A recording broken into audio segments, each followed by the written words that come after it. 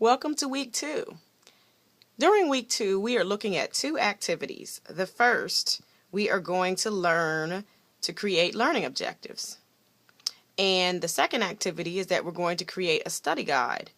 With creating learning objectives, these are measurable statements about what a student should be able to do at the conclusion of your assignment.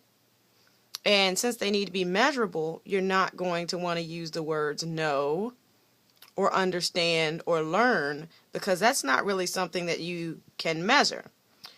You're going to want to use some great action verbs instead, and there's a great chart within this week which will help you pick a great verb that describes accurately what you want students to be able to do at the conclusion of the module, which really depends upon the type of engagement that you want to see from your students.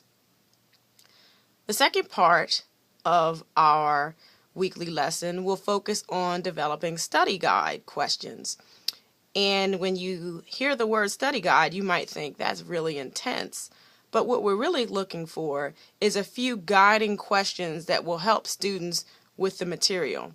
So, say you have them working on a math assignment. Maybe you want to give them background information about the formulas and the way the formulas could be applied. Or perhaps your assignment focuses on video clips.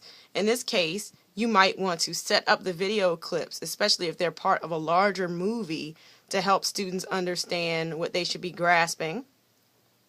Or if there's background vocabulary needed that the student might not have been exposed to in the class, you want to provide that. And in addition to that, maybe 1 or 2 guiding questions that sort of prompt their thinking.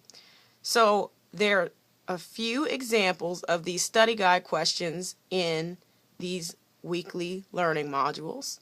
So let's jump right into week 2. I'm excited to be working with you again this week.